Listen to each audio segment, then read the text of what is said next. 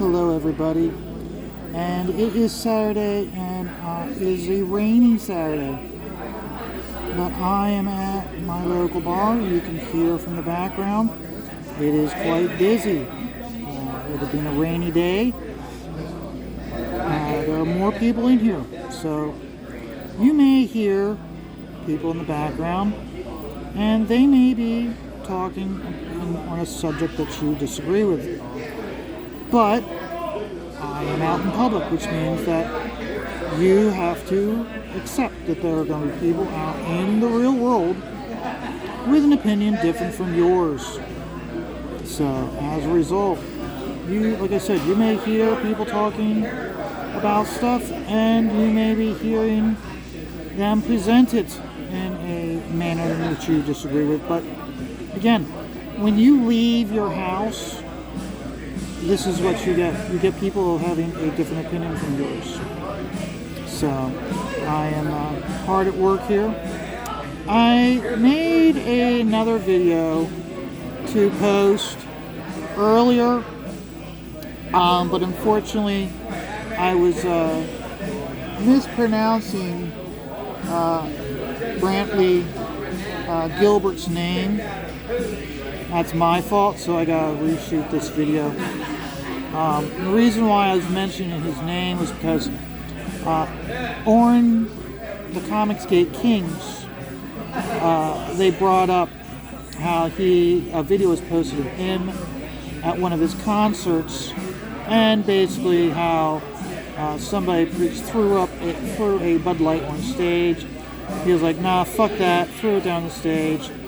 Somebody gave him another beer can, and he proceeded to toss it to his drummer, and his drummer then did a shotgun of the beer, which I found very entertaining. But the thing was Ethan was going I might like country, and he goes to pull up one of his songs, and it's one of his slower songs, and he's like, this is not, because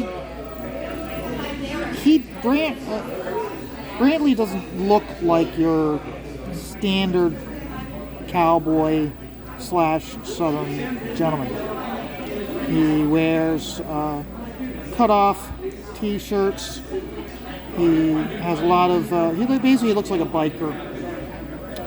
And his music actually does have a biker feel to it.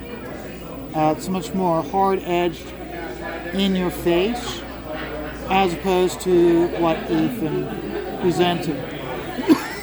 My apologies. The thing is, the videos that Ethan showed aren't standard songs that he normally plays. One of the main songs I would say to cite is like Kick It in the Sticks and The Weekend. The Weekend is a good one. It starts off slow, but it builds up very quickly, and it goes from there. It's a very quick-paced song, has some slow points in it, but overall it's a rather upbeat, fast-paced song.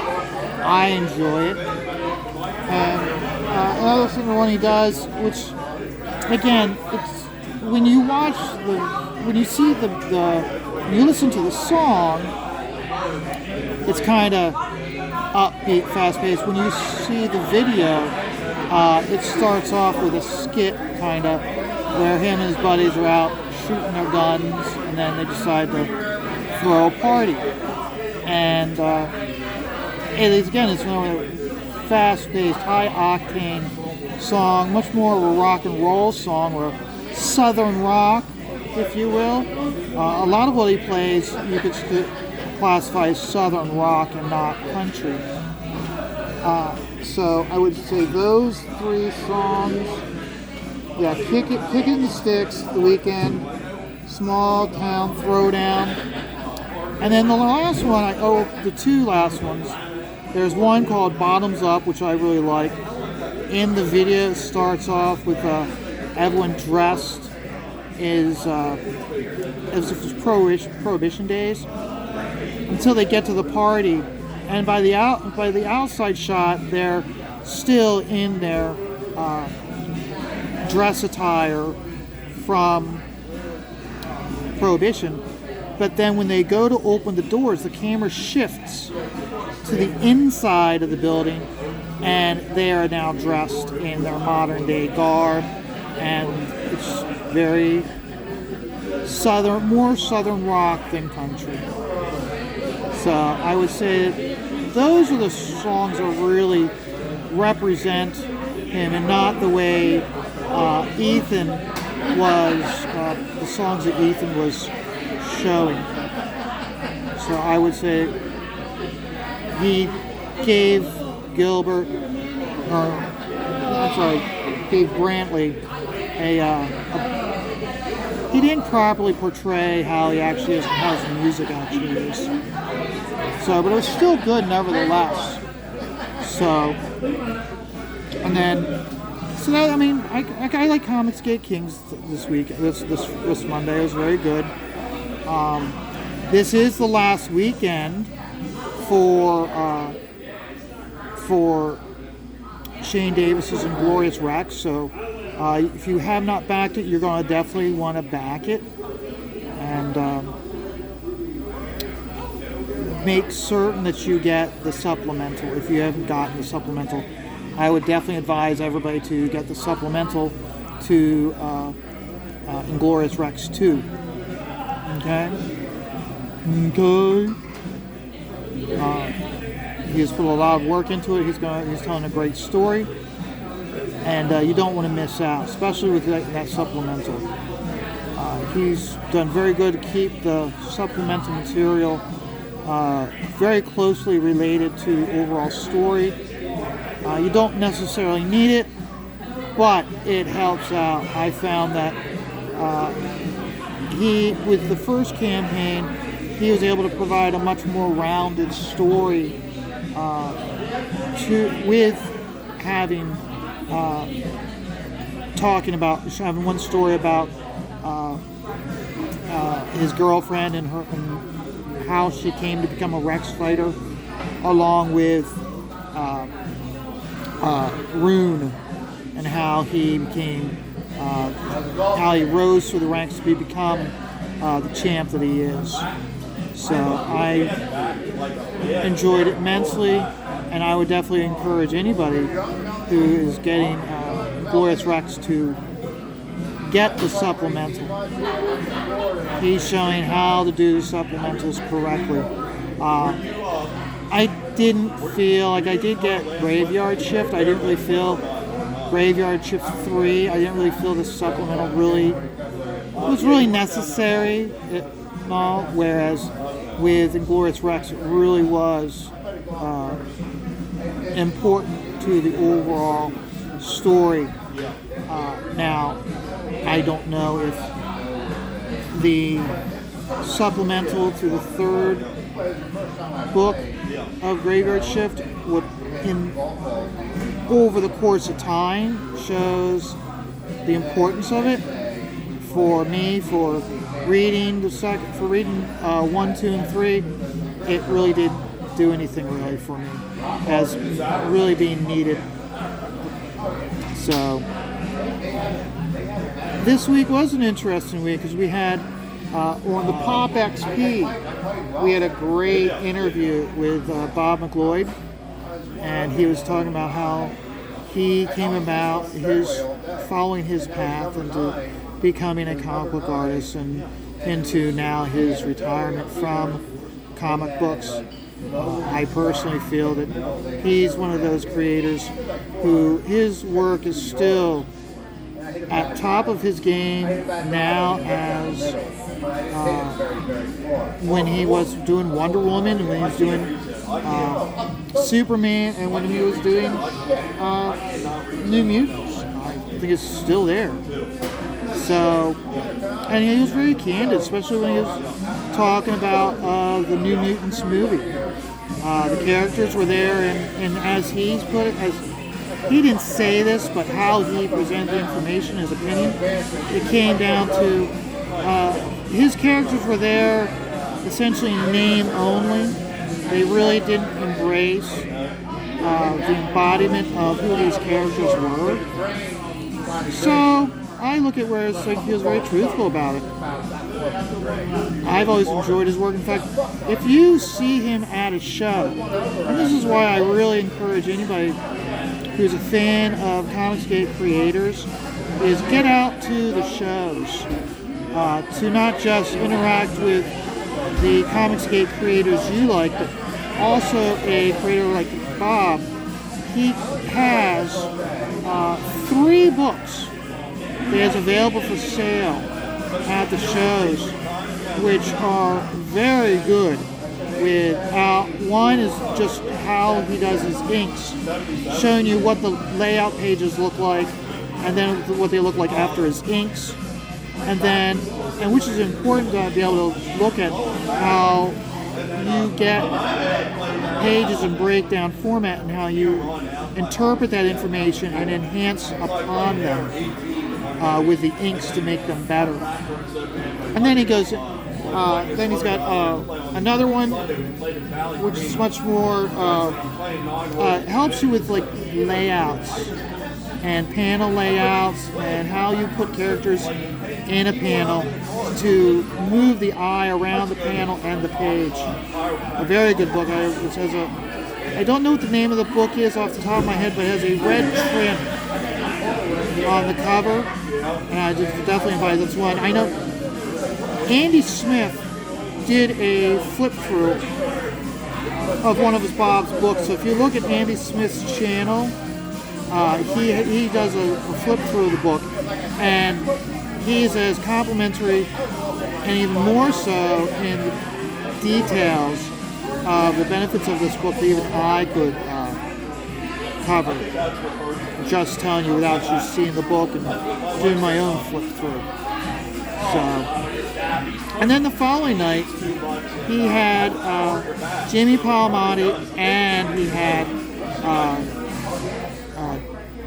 John Romita Jr. And anybody who watched that, you saw my super chat to him where I said that John Romita Jr. is currently the only artist who naturally emulates Toth in his page layout, design, and execution. He's the only one who does that. And anybody who really is a fan of comics and artists who are a fan of the medium, they'll all agree with how Toth was hands down above everyone else when it came to leading your eye around the page and execution. And when you really look at his stuff, when I say look at his stuff, look at his old stuff. You can truly see how he understood how the printing process was done cheaply, and he used that to his advantage. And by using that to his advantage, it made his pages, even using flat color, so much better than most of what you see today. And so that's why I find that he is still, even with all his computer color and such, he's still one of the best out there. And I'm so glad he's still working. If it weren't for the direction that Marvel was doing with bastardizing their properties, I would be buying John Romita Jr.'s books still. But when he went from Marvel to DC, I didn't feel that Superman was a good fit for him and his style. They never should have started him off with Superman right off the bat. They should have had him with Batman right off the bat. And then from there, had him into other pages. But then, by the time he went back to Marvel, I was done with the desecration of these characters. That it's very hard for me now to justify buying a book in the mainstream just because someone like John Ameder Jr. did the artwork. It has nothing against him. It has nothing to do with his execution of his pencils, of his page layouts. It has to do with the source material and how the company is depicting these characters. And I don't care for it. And how can I send a message to them that I'm so against what they're doing than to stop buying their product? So I can't wait. I know that when he had an interview with Graham Nolan, him and Howard Chaykin, I believe, were working on their own property. But he obviously set that aside because he went back to Marvel. I'm hoping he has the ability and the option to complete that and bring that story out for us. I hope that he and Howard will crowdfund it as opposed to going to IDW or going to Image. I hope that they will take matters in their own hands, and because as Mark Silvestri said when he was on Billy Tucci's channel about 2 years ago, the beauty about crowdfunding is you can sell and manufacture less product to less fans and keep a higher percentage of the money for yourself. That truly shows how the publishing end needs to change if they want to put out higher quality, financially substantial books. Is don't screw the creators out of what they're due when they're producing all the work and all you're doing is footing the bill. Because as a lot of these creators have discovered, at Image, if you get a variant cover, they say, okay, it's going to be additional $5,000 or $8,000 that you have to pay Image because you're doing 2 covers. Well, it turns out for them to swap out the plate for just the cover, it's only about $2,000. So you look at how Image was pocketing so much money when they and keeping the rest for themselves. So I see where that's the reason why I really hope that Howard and John, when they do their own book, that they will hopefully abandon that model. Now, those 2 gentlemen are veterans of the industry. They're giants in our industry. I can see them going to Image or IDW or Boom because they don't want to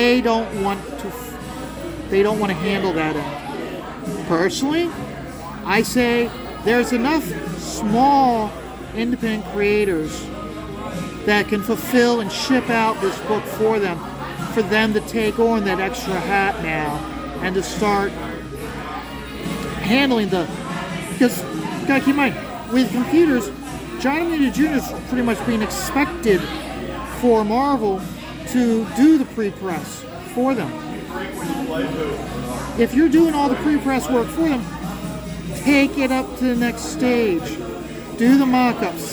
Get yourself a printer, send it to the printer, get them to send a print copy back for them to look over, make any corrections, and then when they have the book published, the Diaz brothers, they can handle fulfillment of it.